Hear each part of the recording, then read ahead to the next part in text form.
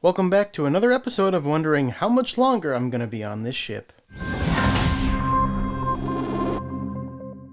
Before we get started, I'd like to first say congratulations to Harley at EpicTubeHD, who hit his 2,000 subscriber goal this week.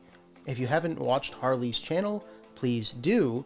His editing skills are top-notch, and he covers things like the conventions, interviews, and product launches. I personally consider Harley to be one of the pillars of the MetaZoo community. To kick off the week this week, we got to look at the Seance release event boxes. We can see 4 beasties here. We don't know the names of these, but we have this older looking cryptid in a bottom of a honeycomb, it looks like.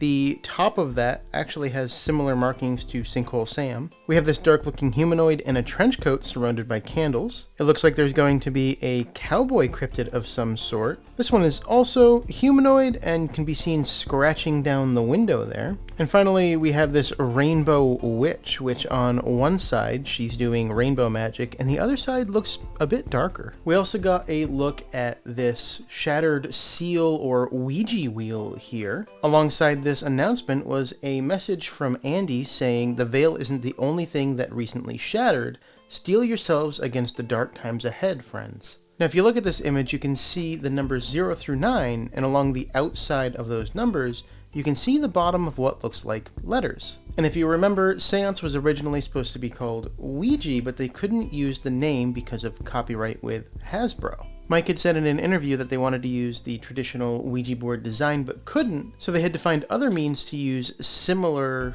devices to contact the dead, and a round version of a Ouija board is just that. Now, the image in the text here likely more relates to the lore background, where this is a seal that's keeping something locked up. And if you want to know more about those theories, I would suggest that you check out Termentic's channel, where he just recently released a video about this exact seal. UFO Lunchboxes released on the 22nd on eBay. The lunchboxes had a print run of 5,000 boxes. They sold out in just 41 minutes, and they will come in 2 handle color variants. Inside the lunchboxes, you can find a promo card, a large metal coin, 2 silver dice engraved with the UFO logo, an exclusive playmat, 50 exclusive card sleeves, 7 exclusive metal tokens, 2 UFO pencils, a UFO thermos, 5 eBay-branded UFO booster packs, and 5 other MetaZoo booster packs. And these aren't expected to start shipping until early October.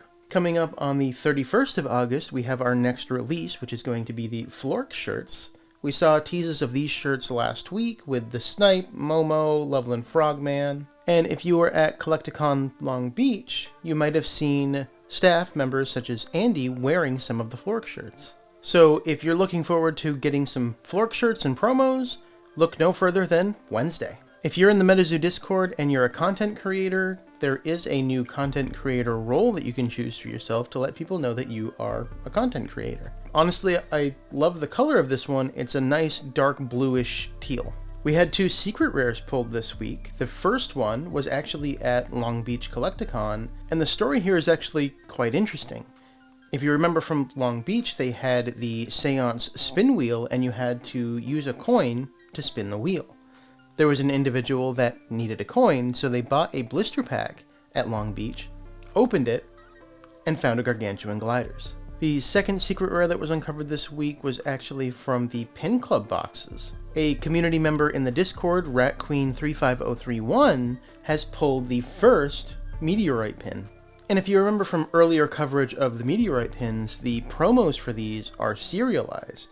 We now know that these are serialized out of 100. So in the grand scheme, these are going to be incredibly rare.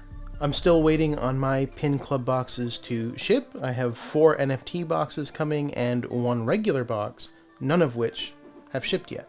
And my understanding is that the people that have received their pins so far actually purchased their pins from Pin Club directly. MetaZoo did say this week that the Pin Club boxes are arriving at the warehouses, so I imagine these are going to be shipping out to us soon. We also got teases for a couple promos this week, one of which is a mock-up of a tower promo. This features Bigfoot walking in the woods towards a crypt. So what I imagine we have here is actually a spirit tower promo. Yes, it has Bigfoot and he's in the woods, but there is the crypt. And the reason I think it might be the spirit promo is because in the coin that was teased the week prior, One of the spirits' faces has Bigfoot's eyes. Another promo that we got to look at this week is for the Mothman Festival, and the Mothman Festival takes place in Point Pleasant, West Virginia on September 17th and 18th. MetaZoo has confirmed that they're going to be there, and this promo depicts Mothman flying over the Cumberland Dragons and Point Pleasant Mothman game from the first comics. I'm not going to be able to make it to the Mothman Festival, but I know for me this is going to be a must-have promo. There were a number of teases for MetaZoo's Halloween release, and it's going to be called Trick No Treat.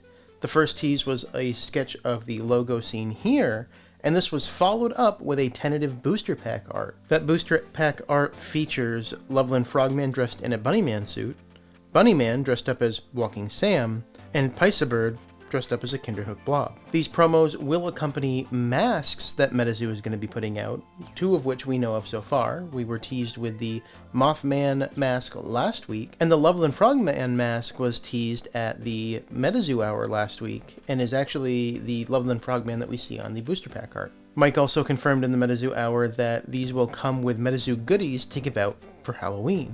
We don't have an exact date on when we're going to be able to purchase these yet, but I would imagine late September or early October to allow us time to get our orders in, and then the orders to be fulfilled, so we have everything in hand to be able to hand stuff out on Halloween. We got a simple tease of two emojis, a joystick and a Space Invader, and this is hinting at the 8 or 16-bit game that MetaZoo is working on.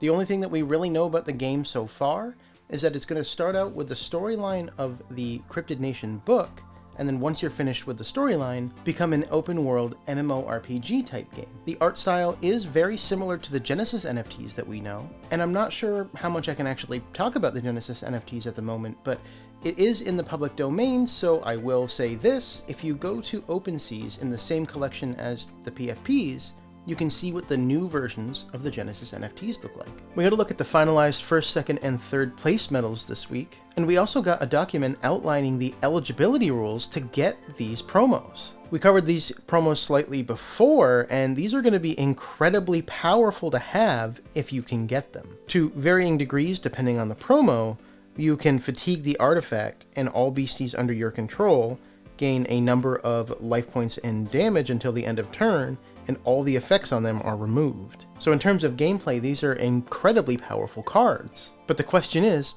how do you get them? And the answer, honestly, is it's not going to be as hard as you think, but it's not going to be easy. To be eligible, you have to be an approved organizer on the MPN.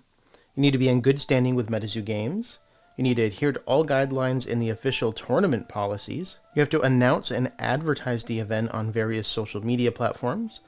You have to provide a venue for the event that can safely accommodate the expected number of attendees. You have to staff it accordingly with an organizer, scorekeepers, metazoologists, and you need to have one metazoologist for every 25 casters. And you need to obtain prior approval from MetaZoo Organized Play Team. The event must be sanctioned on the MPN, have at least 25 casters registered, and those casters must be checked in on the day of the event.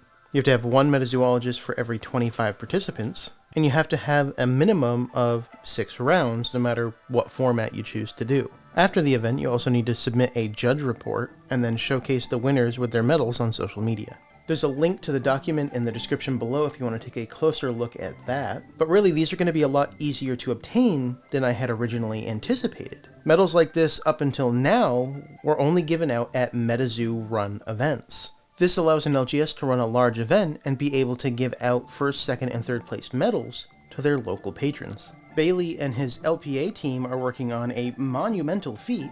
This week they started opening up 20,000 packs of MetaZoo, or 2,000 spellbooks. It would seem that Bailey is working on a new venture and needs a number of cards, so he's opening all of these spellbooks. He took an opportunity from another game store that was getting rid of all of their MetaZoo and jumped and bought all of this and some Nightfall. I don't recall the exact count he's at the recording of this video. I know it's more than 3,000, probably closer to 5,000 or 6,000. So I can guarantee you that by the time this video drops, he's still going to be opening more, so keep an eye on the LPA Twitch channel to watch that. During those streams, he's doing a ton of giveaways of booster boxes, slabs, etc., so you definitely want to be there and be ready to enter those giveaways. For last week's trivia question, I had asked you to name my first card ever pulled for MetaZoo for a reverse holo or holo. The answer to this could be found in Cryptid Conversations episode 3, which is the podcast that I'm doing with Caster's Corner. And the answer to that is the reverse hollow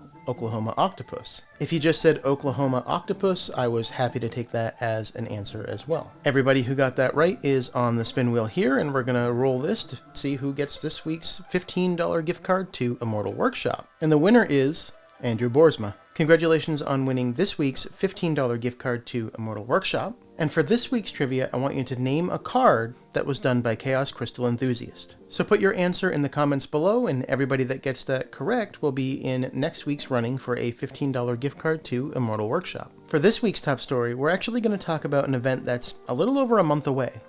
New York City Comic Con. One of the teases that we got this week is this image here of what the booth is going to look like, and alongside that it says for New York Comic Con, the MetaZoo booth will be eBay Live exclusive as their very first official TCG collab. Get ready for the future of streaming. The booth itself is going to be right next to the Marvel booth, which is going to be a high traffic booth as it is, and there's going to be a ton of stuff going on with MetaZoo at New York Comic Con. It was revealed in the chat that there's going to be 9 promos, and we actually got a tease of one of these promos. It's an artifact stamp. So what I think they're going to be doing is working with their partners not to do passports, but to do artifact stamp cards that you'll need to go around and get stamped with their partners. And supporting evidence for this tease is actually from the MetaZoo Hour for the PSA promo. The tease that Andy gave us is actually a PSA stamp. So what I imagine we're going to see there is things like you need to get a PSA stamp, an Invasion Toy stamp, a What's Your Passion stamp, a MetaZoo stamp, an eBay stamp to celebrate the partnership with eBay and eBay Live, and there's probably a few more in there that I'm not thinking of who could be at New York City Comic Con, but in total there's going to be 9 promos, and I'm pretty positive that you're going to need to get them stamped. From a MetaZoo Hour a while back, one of my questions was around a Mothman plushie, and it was confirmed that they were going to have them at New York City Comic Con. We've had a few teases of the prototype plushies, but to date, we haven't seen what the end results look like, and these haven't been purchasable. We also know that Invasion Toys is going to be there, and it's very likely that there's going to be NYCC variants to the MetaZoo Invasion Toys. I had also asked in the chat about the Crystal Ball promos to see if Long Beach was the only place you're going to get them, and Andy did tease at that point that they're going to have a photo booth at New York City Comic Con, and I imagine that we're going to be able to get the crystal balls if we use the photo booth. So overall, from everything I'm learning about New York City Comic Con, this is shaping up to be one of the biggest MetaZoo conventions of all year. And yes, I know we had Caster's Cup this year at a convention, but if you really consider everything that's going on outside of just a tournament, New York City Comic Con seems to be the busiest and most partner-filled. So that's all I really wanted to cover for this week. If you missed the most recent MetaZoo Hour, you can check that out right here. There were a lot of interesting questions answered there, specifically around content creation, interviews, and tarot cards. So thank you for watching this week's update, and I'll catch you in the next one.